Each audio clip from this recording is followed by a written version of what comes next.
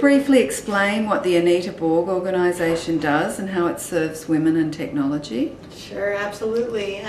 The Anita Borg Institute for Women in Technology is a non-profit organization.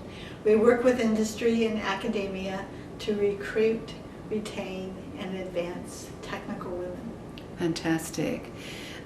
Because we so need more technical women. I'm hearing in all these conversations everyone's desperate to have more women on board. Well, I think I'm a computer scientist. I have a PhD in computer science. Wow.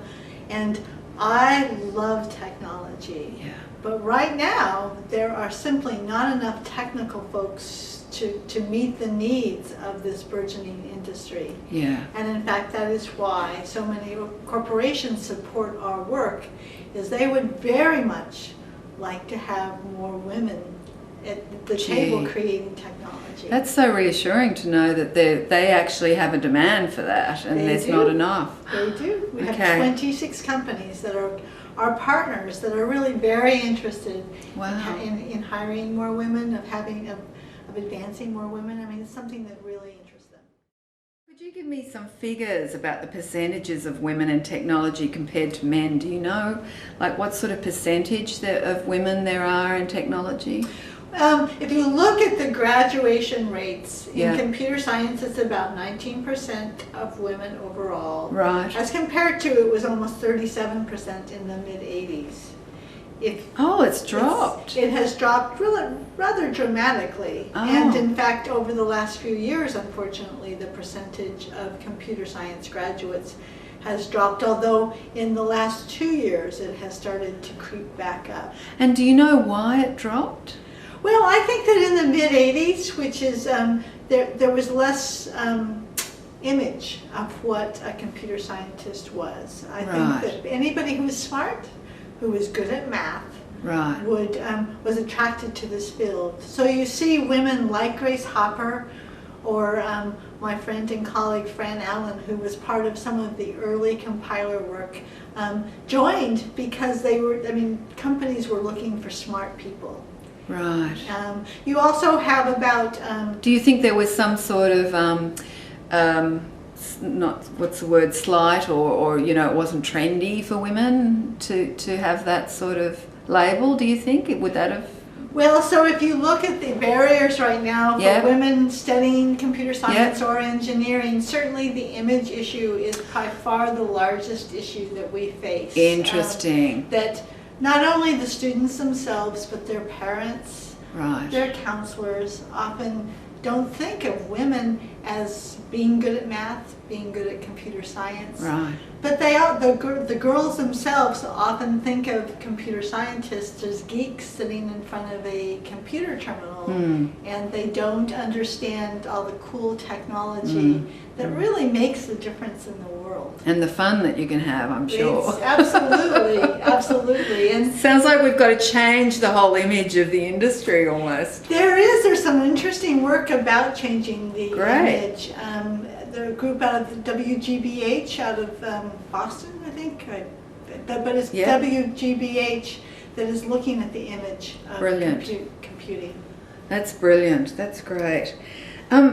What do you see that needs to change to facilitate more women entering into and staying in technological careers? So you've just mentioned the image piece. What are the other pieces that your organisation, I guess, would have to know about and address?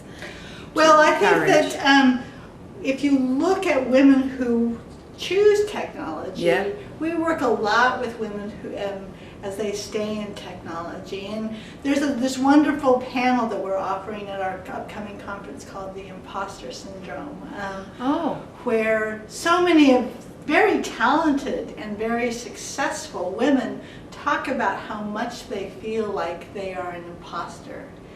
And if you think of a young woman who is starting out on their career, being able to talk to somebody and understand that lack of confidence is something that many of us suffer from. Yes. And so being able to reach out to role models is certainly one of the things that I feel like is really important.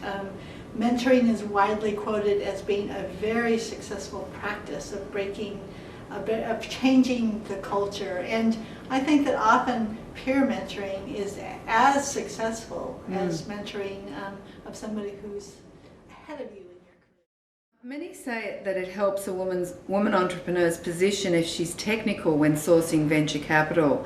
And do you know any percentages on that compared to non-technical women entrepreneurs? Do you have any access to that? Well, you know, it's interesting. Like I said, about 5% of venture-backed companies are owned by women, and that's technical and non-technical.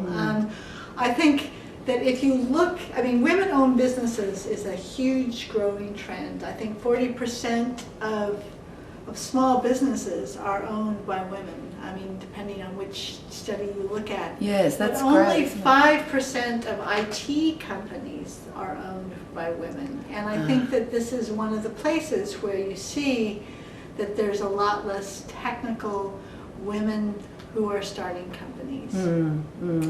Like many businesses, I often think that it's lack of role models. That they, if you have these wonderful entrepreneurs and you can see how successful they are, it becomes a real possibility for young women. Yes, yes. So it's almost like viral, it spreads. Absolutely, absolutely.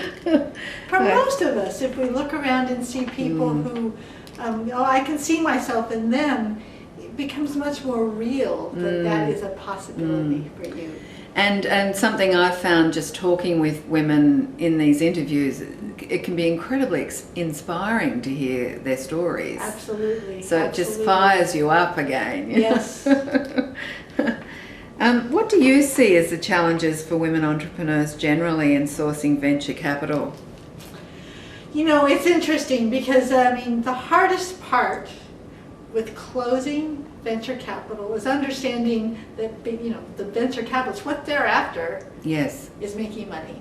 Yes. And so you need to go in front of them and convince them that you will be able to give them a good return on investment. And since I often see that confidence is an area that women struggle with a bit more than men, going in and telling somebody, I will make you money, can be challenging. But if you develop your operational experience, so really spend time and understand that you can be successful, so now you have a track record. To be able to tell a compelling story when you see a venture, I mean, that's really what you're selling to every venture guy, mostly guys, is a story of why they're going to make a lot of money. And if you understand that, I think you will be successful. Great, that's a great tip.